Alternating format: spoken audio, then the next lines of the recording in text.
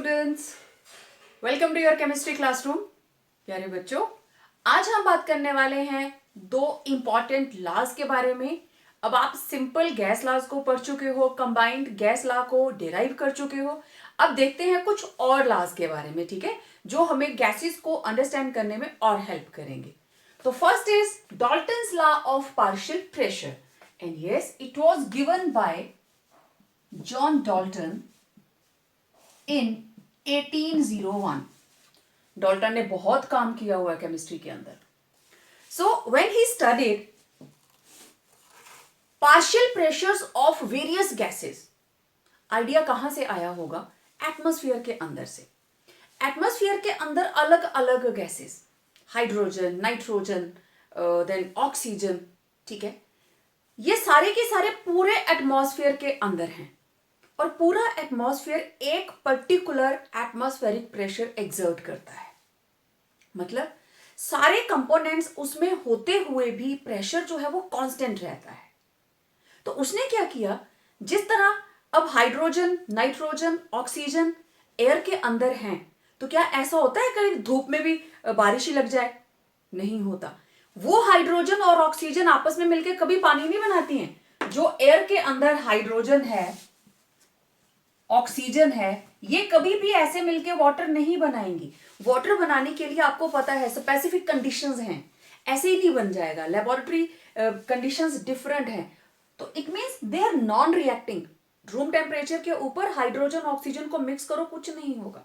Okay, तो इसके अलावा नाइट्रोजन एंड ऑक्सीजन ये भी तो आपस में इजीली रिएक्ट नहीं करती। अदरवाइज क्या होता, एयर के अंदर आपको कभी भी नाइट्रोजन 78% और ऑक्सीजन 21% नहीं मिलती। ये कॉम्पोजिशन कांस्टेंट है and this is the base for Dalton's partial pressures law, ठीक है। तो डाल्टन ने क्या किया, व्हाट ही डिड, एक कंटेनर लिया, ठीक है, और कंटेनर का वॉल्यूम सेम,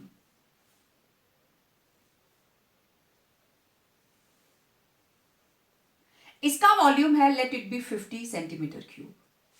सेम ऐसा ही एक और कंटेनर, उसका वॉल्यूम भी 50 सेंटीमीटर क्यूब, या आप ये समझे कि एक ही कंटेनर है, उसी के अंदर की ये सिचुएशन है, ठीक है। तो यहां इसका वॉल्यूम भी क्या है, 50 सेंटीमीटर क्यूब। इसके अंदर उसने ले ली गैस ए, इसके अंदर उसने ले ली गैस बी, ठीक है। मैं एक थर्ड गैस भी ले लेती हूं, late it B third gas,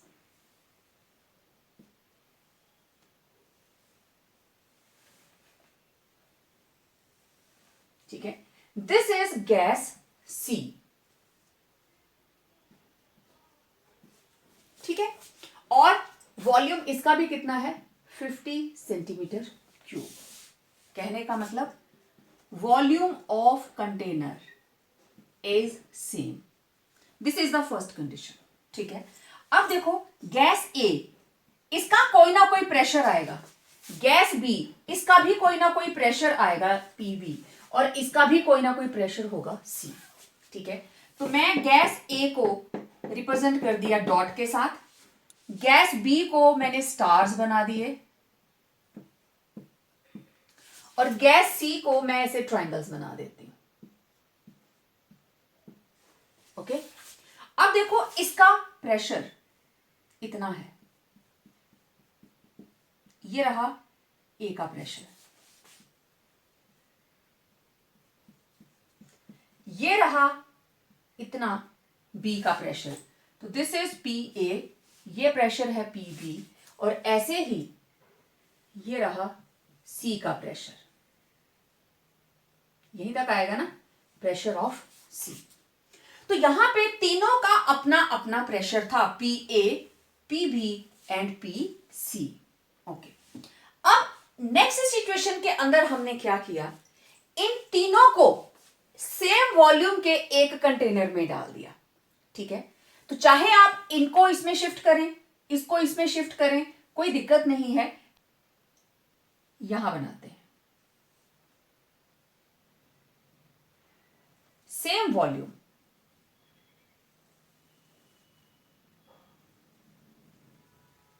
ठीक। क्या, add A plus B plus C to same volume, तीनों गैसेस इसमें डाल दी, वॉल्यूम सेम। अब देखो इसी के अंदर ये आ गई डॉट्स, इसी के अंदर आ गया स्टार, और इसी के अंदर आ गई ट्रायंगल, लेकिन ये आपस में रिएक्ट नहीं करती हैं। पता है ना इस चीज का, आपस में रिएक्ट नहीं करती हैं। इसका मतलब अब देखो प्रेशर, ये 3 स्टेप्स आए यहां पे प्रेशर के, 1 2 और 3। तो यहां पे जो प्रेशर है वो इतना होगा। अब तीनों का प्रेशर होगा ना, तो ये रहा अब pressure. Now this is P total, और ये किसके बराबर होगा, PA plus PB plus PC। मतलब अगर इसकी वैल्यू आपके पास आई है 20 mm, इसकी वैल्यू आई है 30 mm, इसकी वैल्यू आई है 10 mm, तो ये टोटल कितना होगा, 20 प्लस 30 प्लस 10 इक्वल टू 60। मतलब अब इसकी स्टेटमेंट देखो, इफ 2 और मोर गैसेस, 2 या 2 से ज्यादा gases which do not react chemically, जो आपस में केमिकली कंबाइन नहीं करती, are enclosed in a vessel, उनको हमने एक वेसल में एनक्लोज कर दिया। The total pressure of the gaseous mixture, अब यहां पे 3 गैसेस है A B and C, gaseous mixture is equal to, किसके बराबर आया, the sum of partial pressures, उनके पार्शियल प्रेशर्स का sum total, that each gas will exert, कौन सा पार्शियल प्रेशर, जो वो सारी की सारी गैसेस एक्सर्ट करेंगी when enclosed separately in the same container at constant temperature. Same container के अंदर ये हमने मिक्सचर कर दिया, ओके, लेकिन same amount of gas same volume के अंदर अगर आप अलग अलग कंटेनर में रखते हो, उन गैसेस को सेपरेटली रखते हो, तो वो इतना ही प्रेशर एक्सर्ट करेंगी। इसकी प्रेशर 20, इसकी 30, उसकी 10 ही आएगी। उन तीनों को उठा के हमने चौथे कंटेनर में डाल दिया जिसका वॉल्यूम सेम है, देन व्हाट विल हैपन, तीनों का टोटल कर लो, A B C, क्योंकि वो आपस में इंटरमिक्स नहीं हो रहे। Got it?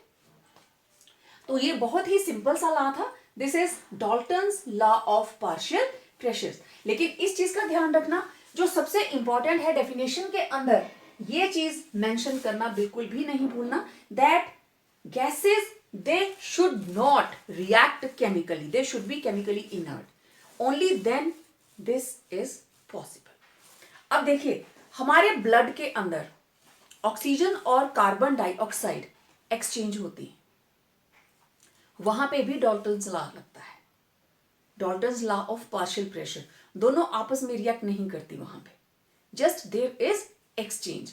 ऐसे हमारे आसपास नेचर में और कई फिनोमिनाज हैं। जब भी हम किसी गैस की फॉर्मेशन का डायग्राम देखते हैं तो आप देखते हो ना, दूसरी साइड एक इन्वर्टेड जार रखा होता है, उसमें पानी भरा होता है, तो हम एक वर्ड यूज करते हैं डाउनवर्ड डिस्प्लेसमेंट ऑफ वाटर, तो that is also based upon Dalton's law of partial pressure. ठीक है, चलिए इसकी एप्लीकेशन देखते हैं, कहां कहां हम इसको यूज करते हैं। And it is used in the calculation of mole fraction. ठीक है, इसी लॉ को यूज करके हम रिलेशनशिप निकालेंगे पार्शियल प्रेशर और मोल फ्रैक्शन का। ओके, तो let 3 gases A B and C, let 3 gases, और ये आपस में क्या है, non reacting, this is the main condition, non reacting gases. Okay, तो फर्स्ट गैस का, अब आइडियल गैस इक्वेशन आप जानते हैं कि क्या रहती है, PV equal to nRT, right. तो फर्स्ट गैस का जो आइडियल गैस इक्वेशन रहेगी, that will be P1V equal to N1RT, क्योंकि volume constant and temperature constant. ठीक है, वॉल्यूम एंड टेम्परेचर कांस्टेंट। ठीक है, तो P1 किसके बराबर हो जाएगा, V नीचे ले आए। उसी तरीके से P2V इक्वल टू N2RT, तो P2 किसके बराबर आ गया, V इधर चला गया, ऐसे ही हमने P3 निकाल लिया। Now according to Dalton's law P total इसके बराबर आ गया, तो अब इसकी वैल्यू पुट कर दीजिए, P total it will be equal to N1RT upon V plus N2RT upon V plus N3RT upon V। R is gas constant, temperature constant, volume constant, सब कुछ कांस्टेंट, ठीक है। तो यहां पे देखते हैं, अब P total it will be equal to N1 N2 N3 और R T अपॉन V क्या आ गया, कॉमन, ठीक है, ओके। अब N1 number of moles of first gas, number of moles of second gas, number of moles of third gas, किसके बराबर आएंगे, N total. Mole fraction के लिए मुझे क्या चाहिए, given number of moles divided by N total, ठीक है, ओके। अब ये हमारे पास फर्स्ट इक्वेशन, ये हमारे पास सेकंड इक्वेशन, ये हमारे पास थर्ड इक्वेशन, और ये एक नई इक्वेशन आ जाएगी। अब I will write here P total equal to, अब मैं इसको सीधा N टोटल लिखूंगी और it has been multiplied by RT upon V, ठीक है, दिस इज N टोटल। तो दिस इज इक्वेशन नंबर 4। अब हम क्या करेंगे, divide equation 1 by equation 4, okay. Divide equation 1 by equation 4, तो हमें क्या मिलेगा यहां पे, we will get P1 upon P total. तो P1 के फैक्टर्स देखिए, N1 RT अपॉन V, ठीक है, और दूसरा हमारे पास P total it will B N total RT upon V। मैं ऐसे लिखती हूं इसको, N1 RT upon V divided by N total RT upon V। तो इसको आप रीअरेंज कीजिए, you will write N1 RT upon V, it will B, V चला जाएगा ऊपर और N टोटल RT नीचे, V से V कैंसिल, RT से RT cancel, what you will get, P1 upon P total equal to N1 upon N total. अब बताओ जरा, given number of moles divided by N total, N1 upon N total किसके बराबर होगा, mole fraction of A। Mole fraction का यही formula है ना, कि जो पर्टिकुलर जिस कंपोनेंट का आप निकाल रहे हो उसके number of moles divided by total, तो it will be equal to XA, ठीक है। हम लिखेंगे P1 upon P total equal to XA, और P1 किसके बराबर आएगा, mole fraction of A into P total. आ गया फर्स्ट गैस का पार्शियल प्रेशर। इसी तरीके से जब आपको P2 की निकालनी है तो आप निकालेंगे P2 के लिए डिवाइड इक्वेशन सेकेंड बाय 4, फिर P3 के लिए, ठीक है, यहां पे आपके पास जब इसको आप डिवाइड कर लेंगे you will get here P2 it will be equal to XB P total. Similarly P3 के लिए आप डिवाइड करेंगे equation third by 4 and you will get P3 it will be equal to XC into P total। तो इस तरीके से हमने just एक रिलेशनशिप बना लिया एंड वहां से आप अलग अलग गैसेस का पार्शियल प्रेशर निकाल सकते हैं। आई होप ये मेथड समझ आ गया होगा सबको, ठीक है।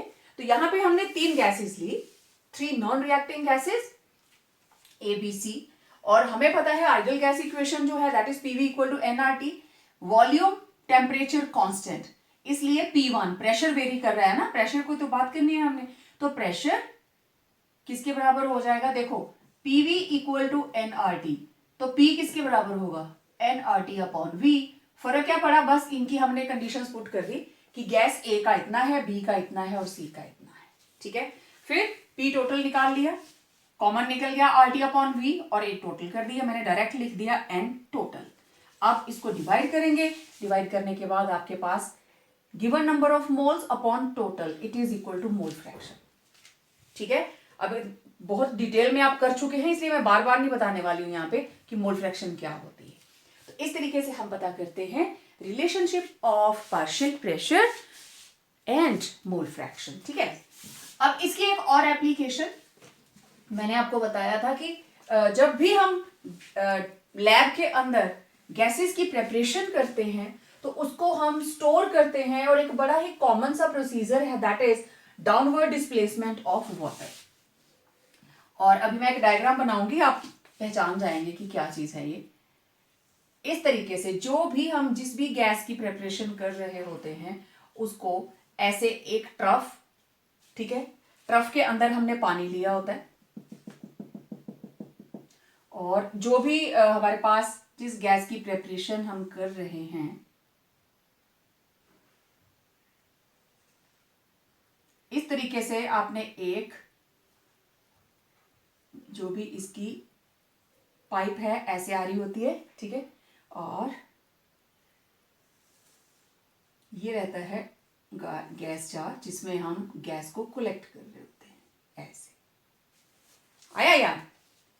अब यहां पूरे में पानी भरा होता है पहले, ठीक है, फिर ये डाउनवर्ड, ये गैस जो भी यहां पे बन रही है उसके बुलबुले बुलबुले ऊपर जाते हैं और गैस यहां पे इकट्ठा होना शुरू हो जाती है, राइट।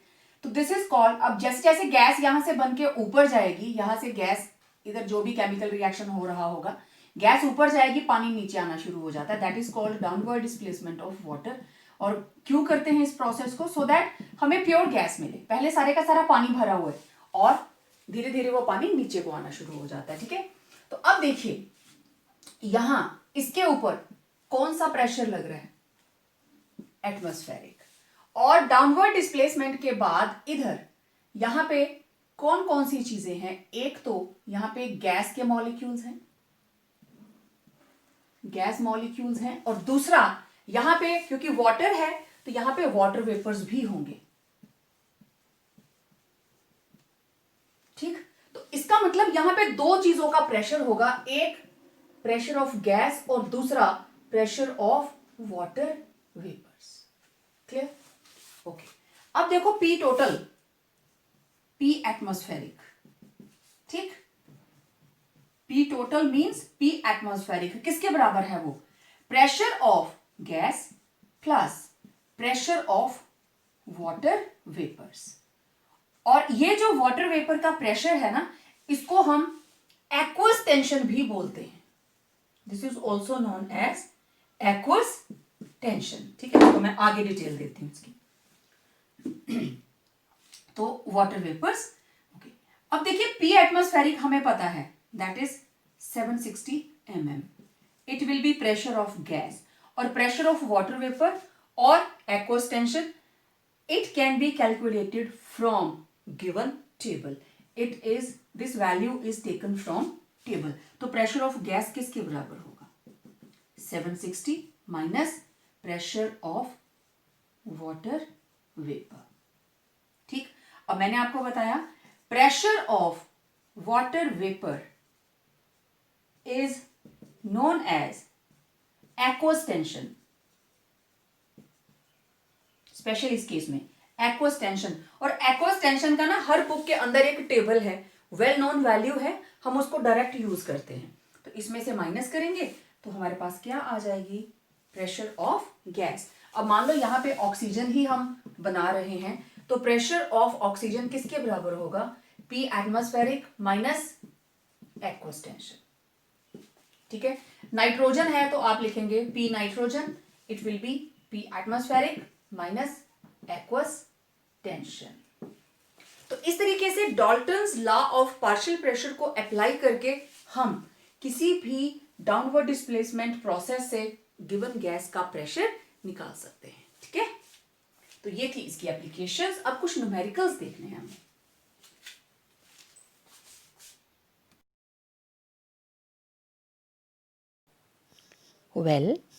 हमने सारे के सारे लॉज को पढ़ा है, Boyle's law, Charles law, Avogadro's law. तो बॉयल्स लॉ देता है relationship between pressure and volume, Charles law volume and temperature, Avogadro volume and number of moles, ठीक है। लेकिन ये एक ही गैस की बात करता है। लेकिन अगर आप अपनी सराउंडिंग्स में देखें तो air is a mixture of gases. तो इस मिक्सचर में हम अलग अलग गैसेस का पार्शियल प्रेशर कैसे पता करें? And it was done by John Dalton in 1807. He studied the variation of pressure of mixture of non-reacting gases. Basically उसने air को ही study किया and उसने एक जनरलाइजेशन दी which is known as Dalton's law of partial pressure. What he said, the total pressure exerted by a mixture of two or more non-reacting gases enclosed in a vessel at a given temperature is equal to the sum of the partial pressures exerted by individual gases, that is the pressure which these gases would exert if they were enclosed separately in that vessel at the same temperature. अब इसको explain करते हैं. मान लीजिए हमारे पास 3 अलग अलग gases हैं. Let it be A, B and C. ठीक है, तो गैस ए भी हमने एनक्लोज की है, उसके नंबर ऑफ मोल्स हैं ए. गैस बी, उसके नंबर ऑफ मोल्स होंगे बी. ठीक है, और प्रेशर हमने ले लिया 0.30 बार. इस वक्त जो उसका प्रेशर है गैस का दैट इज 0.30 बार. और ये गैस हमने हाइड्रोजन ली, बी हमने ऑक्सीजन ले ली. और कंडीशन क्या है, टेम्परेचर और वॉल्यूम जो है वो सेम. अब इन दोनों गैसेस को हमने मिक्स कर दिया सेम वॉल्यूम के अंदर, एक ही कंटेनर में. अब दोनों का टोटल प्रेशर किसके बराबर आएगा, pressure of hydrogen plus pressure of oxygen, क्योंकि नॉर्मली ये रिएक्ट नहीं करती हैं. तो आप देखो दोनों के साइड में आप ब्लिंक करता हुआ देख रहे हो वो मीटर जो चल रहा है, एक में 0.30 ग्रीन कलर में, दूसरे में 0.40. तो ये मैनोमीटर कनेक्टेड है इसके साथ. तो नेट जो टोटल वेपर प्रेशर होगा कितना होगा, दोनों का टोटल, एंड दैट इज 0.75 बार.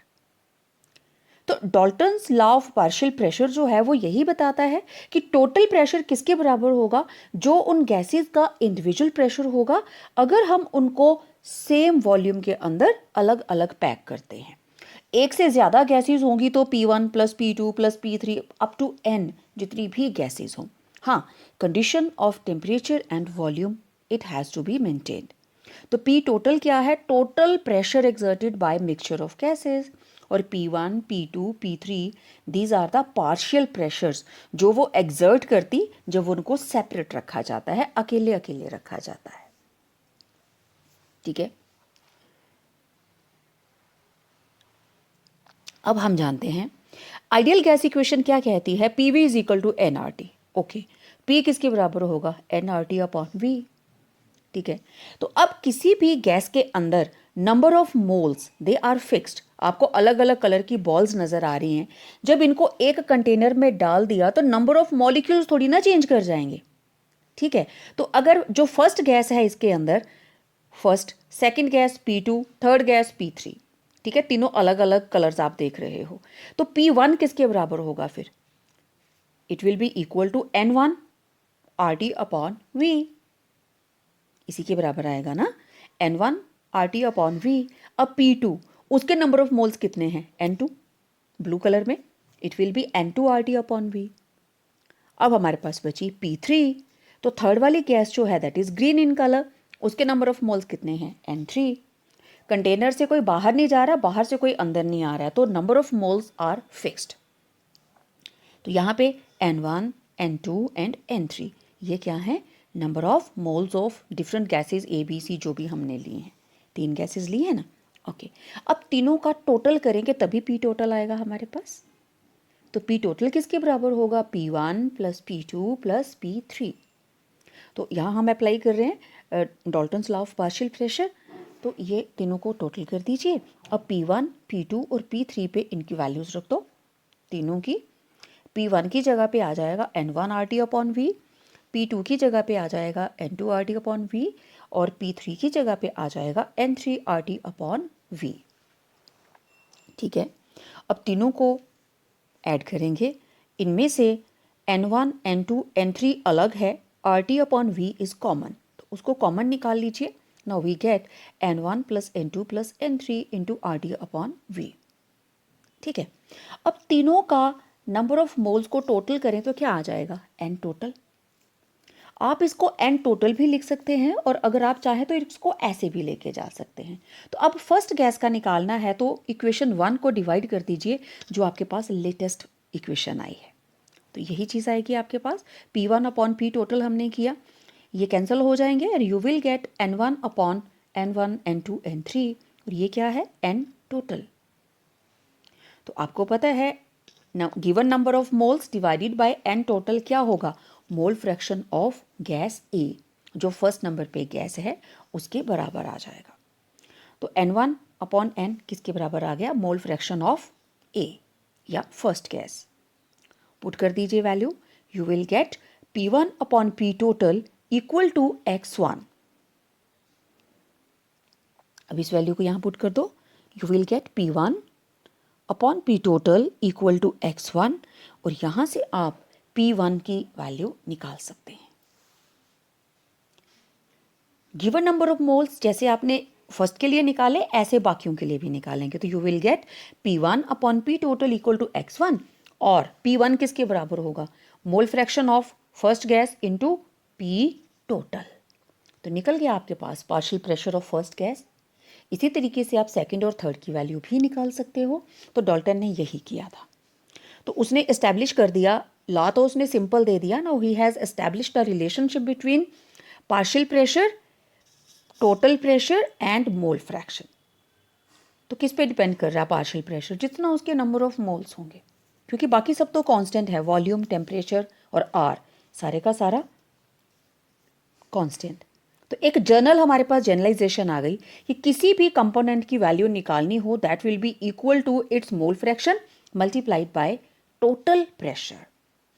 ठीक है, तो at any composition P I, it may be 1 2 3 4 any, तो P I it will be equal to its mole fraction X I multiplied by total pressure of the mixture of gases. तो I denote करेगा number of gases, non reacting gases mixed to get a mixture. Okay, मैंने आपसे बात की थी इसके application के बारे में ना, कि किस तरीके से, ये देखो डाउनवर्ड डिस्प्लेसमेंट ऑफ वाटर, उधर गैस बनी, गैस ऊपर कलेक्ट हो जाएगी और वो नीचे को आना शुरू हो गया। हम रिएक्ट करवा रहे हैं पोटाशियम क्लोरेट को मैंगनीज डाइऑक्साइड के साथ, ऑक्सीजन गैस बन गई यहाँ पे। लेकिन यहाँ पे अकेली ऑक्सीजन गैस थोड़ी ना है, इट इज़ मॉइस्ट गैस, इसके अंदर वाटर वेपर्स भी तो हैं, है ना। तो जो इसके ऊपर ये जो मॉइस्ट गैस है, इसमें क्या क्या है? ड्राई गैस ऑक्सीजन और प्रेशर ऑफ वाटर वेपर्स दोनों हैं। देखो दोनों के मॉलिक्यूल्स आपको नज़र आ रहे हैं यहाँ पे, लाइट ब्लू, डार्क ब्लू, दोनों तरह के मॉलिक्यूल्स हैं वहाँ पे। तो ये जो प्रेशर होता है ना वाटर वेपर का, मैंने आपको बताया है, it is also known as aqueous tension, और इसकी पर्टिकुलर वैल्यू रहती है, टेबल रहता है, राइट। तो मॉइस्ट गैस का प्रेशर किसके बराबर आया? Dry gas plus aqueous tension, उसको हमने पी डैश लिख लिया, ठीक है। अब ये pressure of moist gas, it has been balanced by atmospheric pressure, ठीक है। ये दोनों के बराबर आ रहा है मॉइस्ट गैस, तो आप इसको लिख लेंगे P is equal to small p plus P dash. आप पूरा भी लिखेंगे कोई प्रॉब्लम नहीं है, ठीक है। अब ड्राई गैस की वैल्यू निकालनी होगी तो किसके बराबर होगी? P moist gas minus aqueous tension. Okay, next is Graham's law of diffusion. तो इससे पहले मैं आपको लॉ के बारे में बताऊं, हमें यह पता होना चाहिए डिफ्यूजन होता क्या है, ठीक है। देखो, एक तो सिंपल सी बात, it is a process of intermixing of gases irrespective of the density relationship, कि उनकी डेंसिटी क्या है कोई फर्क नहीं पड़ता, and without the effect of external agency. Okay, अब एक सिंपल सी ऑब्जर्वेशन जो आपने अपने घरों में देखी है, आप घर में या मंदिर में जहां पे भी आप लोग पूजा पाठ करते हो, आप छोटा सा ऐसे धूप लेते हो, ठीक है, उसको जलाते हो या अगरबत्ती को जलाते हो, और आपने कमरे में एक जगह पे लगा दी, ठीक है। ये आपने अगरबत्ती एक जगह लगा दी, ठीक है, एक जगह पे अगरबत्ती लग गई। धीरे धीरे पूरे कमरे के अंदर, पूरे घर के अंदर उसकी खुशबू आना शुरू हो जाती है। हुआ क्या? कमरे में एयर है, और ये जो फ्रेग्रेंस के पार्टिकल हैं उस एयर के साथ पूरे घर के अंदर फैल जाते हैं। यहां पे अगरबत्ती के फ्रेग्रेंस वाले पार्टिकल्स ज्यादा हैं, धीरे धीरे धीरे धीरे वो पूरे घर में फैलते जाएंगे। मतलब ये ऐसे हो जाएगा, ऐसे, इधर ज्यादा थे ना, आगे बढ़ते बढ़ते वो ऐसे फैलते जाएंगे। मतलब मूवमेंट हो रही है इनकी, कहां से? इनके एरिया ऑफ हाई कंसेंट्रेशन, कहां से कहां को? To the area of low concentration. उधर तो नहीं थी ना अगरबत्ती की खुशबू पहले, तो धीरे धीरे एक जगह से दूसरी जगह पे जानी शुरू कर देती है। किसी ने परफ्यूम लगाया हो, डियो लगाया हो, उसके पास तो ज्यादा फ्रेग्रेंस रहती है, लेकिन जैसे ही आप थोड़ा उनसे दूर हैं, खुशबू आती है, ट्रेवल करके आप तक आती है। डिफ्यूजन, वो फ्रेग्रेंस के particles area of high concentration उसने अपनी स्किन पे लगाया है या क्लोथ्स पे लगाया है, that is the area of high concentration. वहां से वो एयर के थ्रू ट्रेवल करके उस एरिया को जा रहा है जहां उसकी कंसेंट्रेशन है ही नहीं। तो दिस इज कॉल्ड डिफ्यूजन। ठीक है, अब ये डिफ्यूजन जो है जरूरी नहीं है कि गैसेस में ही होता है, ये डिफ्यूजन जो है लिक्विड्स में भी होता है। ठीक है, आप एक गिलास पानी लीजिए, पानी के अंदर जस्ट 1 ड्रॉप आपने डेटॉल की डालनी है, and you will see how this drop will spread in the whole glass. आप उसको चम्मच से स्टिरिंग भी नहीं करेंगे, फिर भी वो पूरे के पूरे ग्लास के अंदर फैल जाता है। ठीक है, तो this is called diffusion, diffusion of liquids. Okay, solids में भी होती है। अब एक और गिलास लीजिए, ये तो आप करके देख सकते हैं जो चीजें मैं बता रही हूं। उस गिलास में आपने चीनी डाली और पानी डाल दिया, पानी डाला उसके बाद में चीनी डाल दो, नो प्रॉब्लम। ठीक है, यहां से चीनी आपने गिरा दी, लेकिन अब आपने चीनी को घोलना नहीं है, रख दो। रात को चीनी डाली और सो जाओ, सुबह उठ के देखना चीनी गायब, कहां चली गई? ये चीनी धीरे धीरे घुलकर पूरे पानी के अंदर फैल गई। क्यों? क्योंकि इस एरिया में चीनी की कंसेंट्रेशन हाई थी और इधर तो चीनी थी ही नहीं। Again there is movement of solute from area of high concentration to area of low concentration. This is called diffusion. अब मैंने एक वर्ड यूज किया, सोल्यूट। कोई भी सॉल्यूशन बनता है उसमें 2 कंपोनेंट होते हैं, सोल्यूट एंड सॉल्वेंट। जो कम क्वांटिटी में उसे बोलते हैं सोल्यूट। ठीक है, इसके नाम के शब्द भी कम है ना, वर्ड्स भी कम है। सोल्यूट, सॉल्वेंट, नाम बड़ा तो इसके बड़ी क्वांटिटी होनी चाहिए। सोल्यूट नाम छोटा तो लेसर क्वांटिटी। ये पूरे गिलास का जो पानी था, वाटर वॉज सॉल्वेंट, और ये जो डेटॉल की ड्रॉप थी इट वॉज सोल्यूट। इसके अंदर ये जो चीनी है this is solute, lesser quantity में है, और वो पानी ज्यादा क्वांटिटी में है, दैट इज सॉल्वेंट। ऐसे ही एयर के अंदर जब आप अगरबत्ती लगा रहे हो, धूप लगा रहे हो, या हम फ्रेग्रेंस की बात कर रहे हैं, डियो की बात कर रहे हैं, व्हाट हैपेंस, वो पर्टिकुलर चीज जो आप खुशबू के लिए यूज कर रहे हो दैट इज सोल्यूट। सॉल्वेंट क्या है? एयर। एयर बहुत ज्यादा क्वांटिटी में है। इससे भी जो एग्जांपल आप लोगों ने देखी होगी, एलपीजी लीक करती है तो पूरे इलाके को पता चल जाता है कि एलपीजी लीक कर रही है, गैस लीक कर रही है। ठीक है, अब जो लोग वीडियो देखेंगे वो मुझे इसका आंसर लिख के भेजेंगे। एलपीजी के अंदर वो कौन सा कंपाउंड डाला जाता है जिसकी वजह से वो स्मेल आती है? क्योंकि जो प्योर एलपीजी है, ब्यूटेन, आइसोब्यूटेन, प्रोपेन, इनकी स्मेल नहीं होती, दीज आर ऑडरलेस गैसेस। तो आपने मुझे कंपाउंड का नाम भेजना है, नहीं पता चलेगा तो मुझे मैसेज करना है, आई विल टेल। ठीक है, तो अब आपको समझ आ गई कि डिफ्यूजन क्या है। ठीक है, ओके, तो इसका मतलब हम डिफ्यूजन को एक और डेफिनेशन दे सकते हैं, that it is the movement of solute particles, movement of solute particles from their area of high concentration to the area of low concentration। ठीक है, तो इसके अंदर देखो ये प्रोसेस होता है स्पॉन्टेनियस। स्पॉन्टेनियस मतलब जो अपने आप हो जाए। ठीक है, एक और आप लोगों के लिए नया वर्ड, स्पॉन्टेनियस मींस जो अपने आप हो जाए। पानी में चीनी डाली, नमक डाला, आप चम्मच से नहीं भी हिलाएंगे, वो टेंडेंसी रखता है डिफ्यूजन के थ्रू खुद ही हो जाएगा, डिसोल्यूशन हो जाएगी। अगरबत्ती लगाते हो, क्या वहां बैठ के फूके मारते हो कि पूरे घर में फैल जाए खुशबू?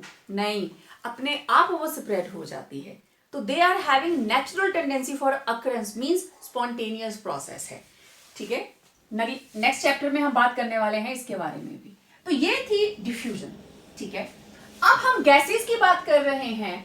गैसेस के अंदर मैंने आपको फ्रेग्रेंस के पार्टिकल्स की बात बताई, अब थोड़ा केमिस्ट्री की बात करते हैं। ठीक है, मेरे पास एक गैस जार है, मैंने इसको पहला ही उल्टा लटका दिया, इसको इन्वर्टेड कर दिया, ठीक है। और यहां पे मैंने एक बाउंड्री ऑफ सेपरेशन भी रखी है, एक गत्ता लगा दिया या वट एवर कुछ भी लगा दिया, और इसके साथ एक और गैस जार है इस गत्ते के, ये दोनों आपस में कनेक्टेड हैं थ्रू दिस पार्टीशन, ठीक है। ये वाला गैस जार सीधा है भाई, ये वाला थोड़ा ऐसे उल्टा करके रखा, ठीक है। इसके अंदर मैंने भर दी आयोडीन गैस, और आपको पता है आयोडीन गैस का कलर क्या होता है? यस, दैट इज वॉयलेट, ठीक है। कोशिश करूंगी, मुझे पिक मिली तो मैं अटैच करूंगी इसके साथ।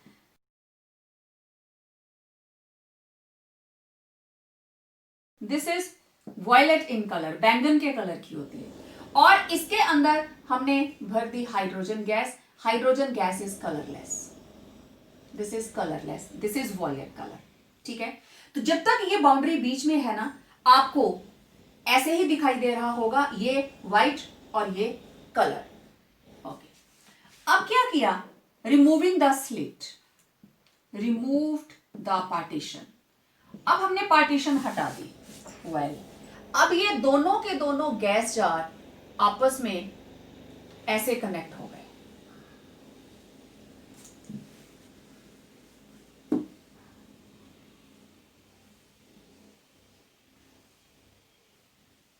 ठीक है। अब ये दोनों आपस में ऐसे कनेक्ट हो गए, ठीक। बाउंड्री हट गई ना, अब दोनों एक दूसरे को इस तरीके से टच कर रहे हैं। अब क्या हुआ? इधर वाली गैस इधर जाने की कोशिश करेगी, ऊपर वाली गैस नीचे आने की कोशिश करेगी।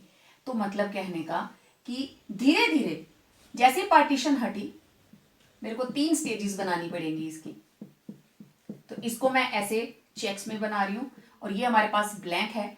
तो इधर से गैस पार्टिकल इधर आना शुरू करेंगे, इधर वाले इधर आना शुरू करेंगे, करते करते तीसरी स्टेज जब हमारे पास आएगी,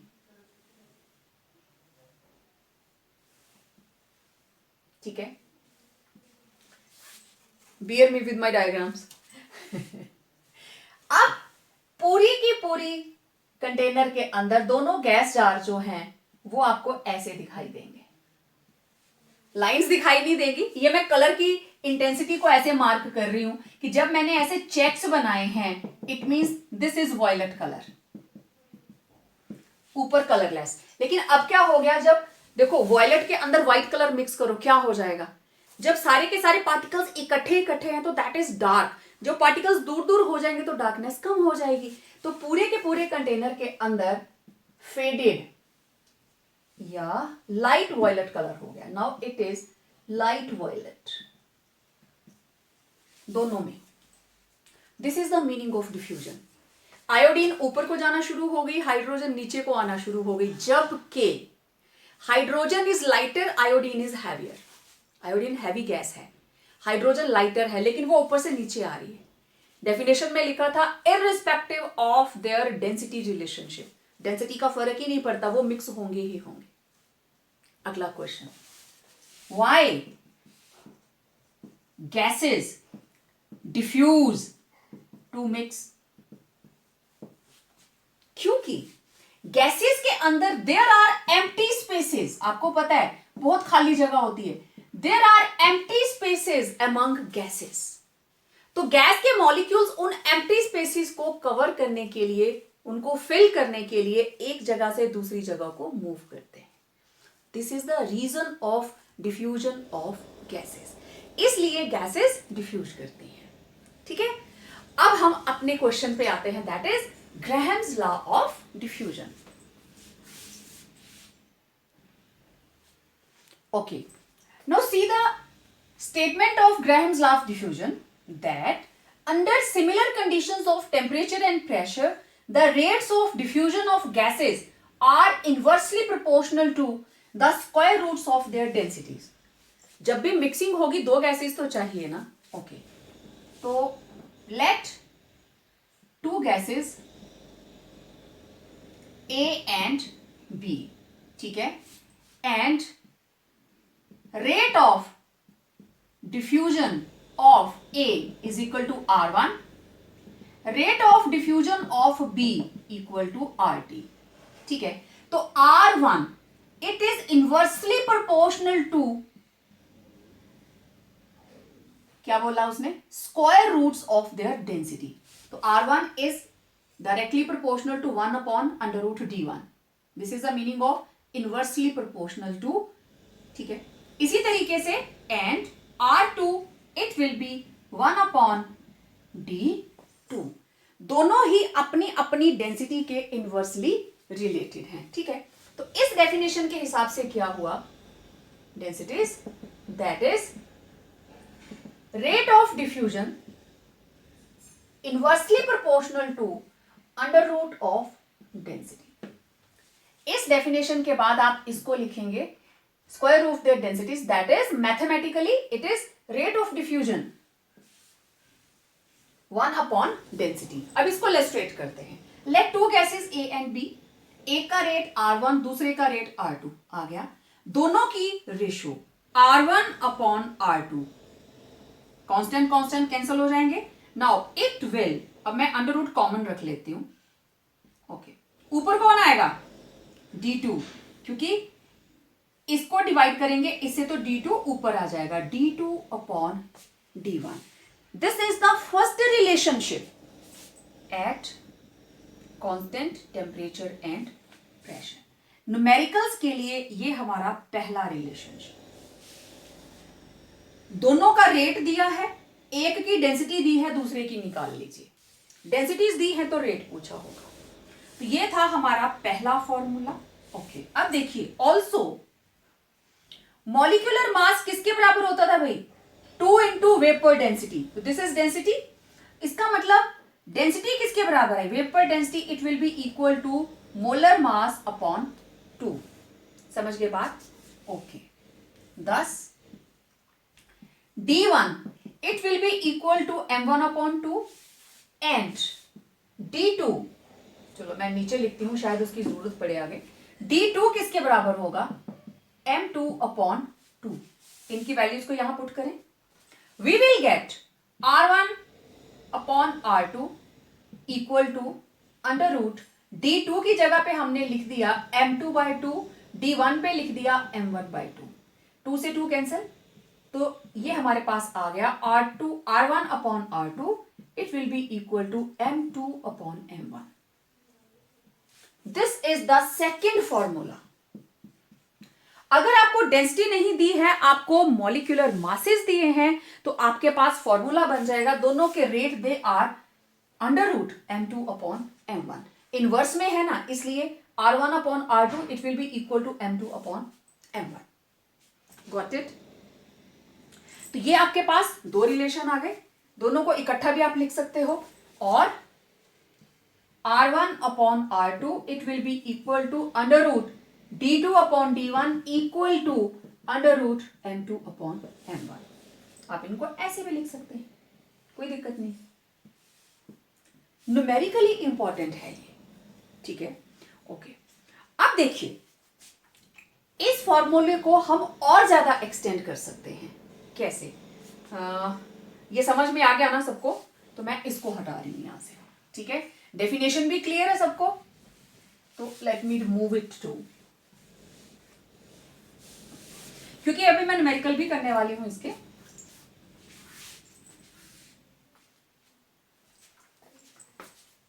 अब देखो रेट किसके बराबर होता है, we know rate of diffusion किसके बराबर होगा, volume of gas diffused in time taken, है ना, यही होगा। मतलब सिंपल में अगर बात करूं तो rate will be equal to, या मैं सिंपल आर लिख लेती हूं, thus R will be equal to volume upon time. ठीक है, that is R1 will be equal to V1 upon T1 and R2 it will be equal to V2 upon T2। हम volume के साथ भी निकाल सकते हैं। ओके, दोनों की वैल्यूज पुट कर दीजिए। R1 upon R2 it will be equal to V1 upon T1 V2 upon T2। R1 की जगह पे R1 की वैल्यू रखी, R2 की जगह पे V2 की वैल्यू रखी। इसको जरा करें, ये आ गया V1 upon T1 into T2 upon V2, किसके बराबर, R1 अपॉन R2। ये लीजिए एक फॉर्मूला हमारे पास ये आ गया। अब आपको क्वेश्चन कैसे दिया जा सकता है कि किसी पर्टिकुलर गैस का इतना वॉल्यूम इतने टाइम में डिफ्यूज करता है, तो दूसरे का इतना वॉल्यूम कितने टाइम में डिफ्यूज करेगा। ठीक है, आगे हम देखते हैं न्यूमेरिकल किस तरीके से आएगा। समटाइम्स आपको वॉल्यूम सेम दे दिया जाएगा, टाइम अलग अलग दिए होंगे, समटाइम टाइम सेम दे दिया जाएगा, वॉल्यूम इस तरीके से दिए गए होंगे। ठीक है, तो अल्टीमेटली फिर ये किसके बराबर है, R1 upon R2, it is equal to this and also it is equal to under root D2 upon D1। ये रिलेशनशिप तो है ही है। ठीक है, और R1 अपॉन R2। ठीक है, अब आप इसको R1 R2 को ना भी लें तो आप अकेले V1 को भी ले सकते हैं। ठीक है, thus V1 upon T1 into T2 upon V2 किसके बराबर होगा, under root D2 upon D1 किसके बराबर, M2 अपॉन M1। तो ये सारे के सारे फॉर्मूलाज मैंने इकट्ठे करके आपको दे दिए। जो रिक्वायरमेंट होगी, जिस तरीके से क्वेश्चन पूछा जाए, अगर रेट और मॉलिक्यूलर मास में रिलेशन है तो सिर्फ इसको लगाइए, अगर वॉल्यूम्स कंसीडर कर रहे हैं तो इस तरीके से लगाइए, वॉल्यूम टाइम के साथ डेंसिटी, वॉल्यूम और टाइम के साथ मॉलिक्यूलर मास, जो भी आपको दिया गया हो, आप एक ही फॉर्मूले को तोड़ मरोड़ कर देखो कितनी तरह से यूज कर सकते हैं। ठीक है, अब एक दो न्यूमेरिकल करते हैं, फिर आपको और क्लैरिटी होगी। हाँ जी, well have a look on this numericals. ये मैंने शॉर्ट लिस्ट किए हैं, एक एक करके इनको सॉल्व करते हैं। तो पहले हम फोर्थ वाला देखें, rate of diffusion of a gas x. तो देखो सिंपल सी बात, एक तरफ लिख लो x, एक तरफ लिख लो y, is under root 2 times that of y। Rate of diffusion means अगर y, इसको मैंने R2 लिया है, this is R1, x and y। ठीक है, तो y का जो रेट ऑफ डिफ्यूजन है, let it be x, yes, let it be a, X Y क्योंकि गैसेस हैं, लेट इट बी a। तो ये कितना होगा, अंडर रूट 2a, क्योंकि it is under root 2 times then that of rate of y। If molar mass of x m1 it is 16, तो आपको m2 निकालना है। बहुत ही सिंपल न्यूमेरिकल है। तो हमारे पास according to Graham's law, R1 upon R2 it will be equal to M2 upon M1। ठीक है, वैल्यूज पुट कर दीजिए। R1 is under root 2a and R2 is a, it will be equal to M2 upon M1। M2 हमें निकालना है और M1 is given 16।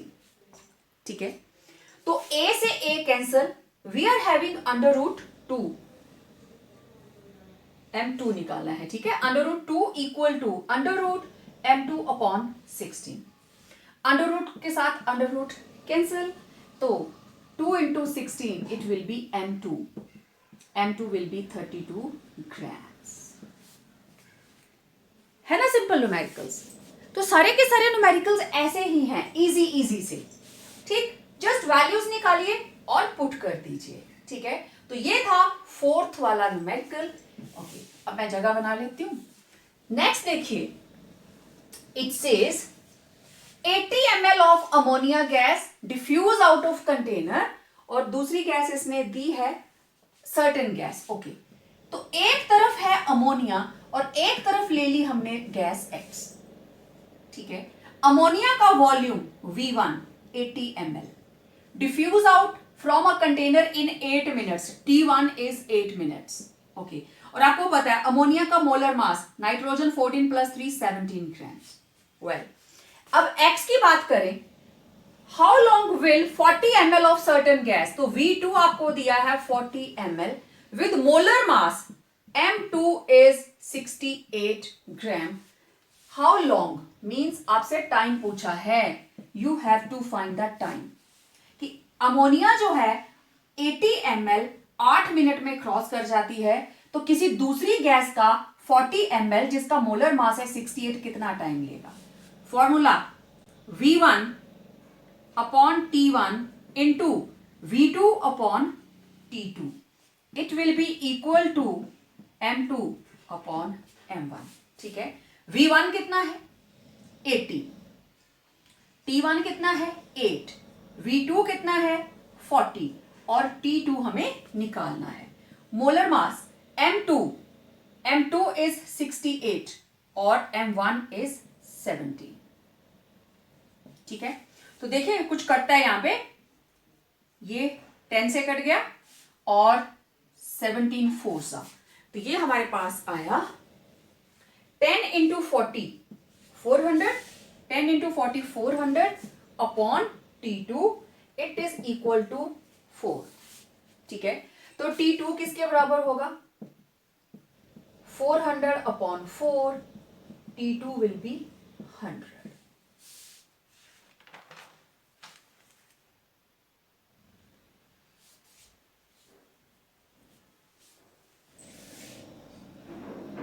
According to Graham's law, क्या formula था?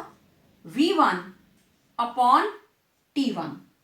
ठीक है, V1 अपॉन T1, जब आपने इसको डिवाइड किया तो हमारे पास जो वैल्यू आई that was T2 upon V2, यही आया था, and it is equal to M2 upon M1। ठीक है, इनकी वैल्यूज पुट कीजिए। V1 is 80, T1 is 8, T2 हमें निकालना है और V2 इट इज 40।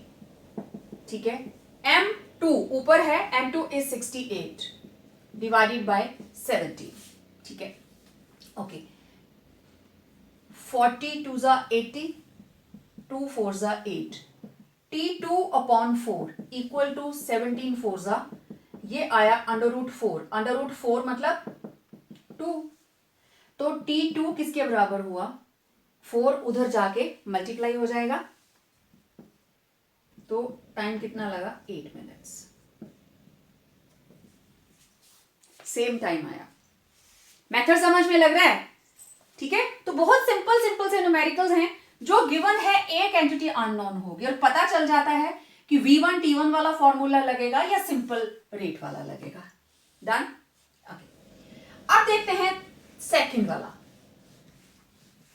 इसके अंदर वो बोल रहा है एन अननोन गैस, कोई अननोन गैस है which diffuses 4 times fast as oxygen, oxygen से 4 टाइम्स फास्टर मूव करती है। ठीक है, तो बताओ भाई उसका मोलर मास क्या है और उस गैस का नाम क्या है? Okay, unknown gas, let it be A. दूसरी साइड कौन सी गैस है? Oxygen gas. ठीक है, अननोन गैस। अब ऑक्सीजन, इसका रेट, इसको मैंने 2 लिया है ना, तो R2 late it be x, तो R1 कितना है? 4x। यही बोला ना उसने कि अननोन गैस का रेट जो है वो ऑक्सीजन से 4 गुना ज्यादा है। समझ रहे हो बात को? It is 4 times more than oxygen. Okay, अब देखो ऑक्सीजन का मॉलिक्यूलर मास कितना होता है? 32 ग्राम्स। एक ऑक्सीजन 16 ग्राम, 2 ऑक्सीजन 32 ग्राम, और मुझे इसका मोलर मास निकालना है ना? सिंपल। देखो आप इसको इधर इसको उधर भी ले सकते हो, कोई दिक्कत नहीं है। तो ये वाले R1 M1 हो जाएंगे, R2 M2 हो जाएंगे, नो प्रॉब्लम एट ऑल। तो अकॉर्डिंग टू ग्रेहम्स लॉ, अब आपके पास आया R1 upon R2, it will be equal to M2 upon M1। तो R1 कितना है? 4x, R2 कितना है? x, equal to M2 is 32 और M1 आपको निकालना है। x के साथ x cancel. Okay, now we are left with, आगे ले लेती हूं मैं, 4 equal to under root M2, sorry 32 upon M2, 4 equal to under root 32 upon M2। ठीक है, अब अंडर रूट हटाने का तरीका क्या है? स्क्वायरिंग बोथ साइड्स, क्योंकि 32 का तो रूट नहीं निकालोगे आप, तो you will gate 4 square 32 upon m2 square, cancel, this is 4 4 जा 16 equal to 32 upon m2, m2 इधर आ गया, m1 formula is 30 m2 upon m1, m2 की वैल्यू पुट करती नीचे m1, वही तो निकालना है हमने, m1 इधर आ गया, तो इट विल बी 32 अपॉन 16, कितना आया भाई 2 ग्राम, मोलर मास आ गया 2 ग्राम, 2 ग्राम कौन सी गैस है भाई, यस हाइड्रोजन गैस। बहुत सिंपल न्यूमेरिकल्स हैं, ये सिचुएशन आती है जब आपको स्क्वायरिंग इन बोथ साइड्स करके निकालना पड़ता है, हो गया ओके। अब देखिए 200 ऑफ SO2, ये न्यूमेरिकल्स वीडियो से ही नोट करने हैं आप लोगों ने, इसके नोट्स नहीं आएंगे। 200 ml of SO2 diffuse out a porous plug in 600 seconds। Okay, तो मैं पहले SO2 की बात कर लेती हूँ, दूसरी गैस है मीथेन। SO2 का volume V1 it is 200 ml और इसका टाइम लगा 600 सेकेंड्स। इसका उसने पूछा व्हाट वॉल्यूम, हमें नहीं पता वॉल्यूम कितना लगेगा, सेम टाइम, तो T2 भी कितना है 600 सेकेंड, ठीक, दोनों कैंसिल ही होने हैं अल्टीमेटली, तो आप ऐसे लिख लीजिए बराबर, ओके। तो अकॉर्डिंग टू ग्राहम्स लॉ हमें पता है V1 upon T1 into T2 upon V2 it will be equal to M2 upon M1, ठीक है ओके। अब V1 is 200 ml, T1 is 600 और दूसरी साइड हमें टाइम दिया है उसने 600 और V2 निकालना है। इधर M2 इज मीथेन, तो मीथेन का 12 प्लस 4 16 ग्राम्स और SO2 का मोलर मास, सल्फर 32 प्लस 32 64 ग्राम्स, ठीक है। तो M2 is 16 and M1 is 64, values put, 600 से 600 कैंसल। आप यहां पे इनकी वैल्यूज ना लिखकर ऐसे भी लिख सकते हैं कि time is equal to T, time is equal to T, दोनों सेम, लेकिन वैल्यूज गिवन है तो पुट कर दीजिए, नो प्रॉब्लम। अब आपके पास यहां पे आया 200 upon V2 equal to 16 4 this is 1 upon 4, ठीक है। तो ये आपके पास आ गया इधर 200 अपॉन V2 हमें निकालना है, ठीक है। ये आ सकता है बाहर, यस 1/2 इंटू 1/2, तो आप इसको लिख सकते हैं 200 upon V2 1 upon 2 into 1 upon 2, तो ये जोड़ी बन के बाहर आ गई 1/2 200 अपॉन V2 उधर ले जाओ, 200 अपॉन 2 इक्वल टू V2, तो ये आ गया 100, तो वॉल्यूम कितना आया 100 ml, है ना सिंपल, बहुत सिंपल से न्यूमेरिकल, बस पता होना चाहिए कौन कौन सी चीज गिवन है उसको लिखते जाइए, ठीक है। Now in the last I am giving you only one numerical to send me back, okay. तो ये रहे दो क्वेश्चंस जो आपने मुझे करके भेजने हैं। 30 ml of nitrogen gas diffuse through a porous membrane in 100 seconds, तो कितना टाइम लेगी it for 40 ml of carbon dioxide to diffuse through the same membrane at same conditions of temperature and pressure. और एक gas है G takes 4 times as long to effuse out as hydrogen, hydrogen से 4 गुना ज्यादा time लेती है, hydrogen से ज्यादा time लेती है, उस गैस का मॉलिक्यूलर मास निकालिए, ठीक है। तो ये दोनों न्यूमेरिकल मुझे नोट्स के साथ वापस भेजने हैं आप लोगों ने। तो आज के लेक्चर के अंदर इतना ही। इस लेक्चर को अच्छे से देखें, इसको लाइक करें, शेयर करें, चैनल को सब्सक्राइब करें and yes keep your notification bell on so that हर वीडियो आप तक सबसे पहले पहुंचे। So stay tuned for upcoming videos, till then stay home, stay safe.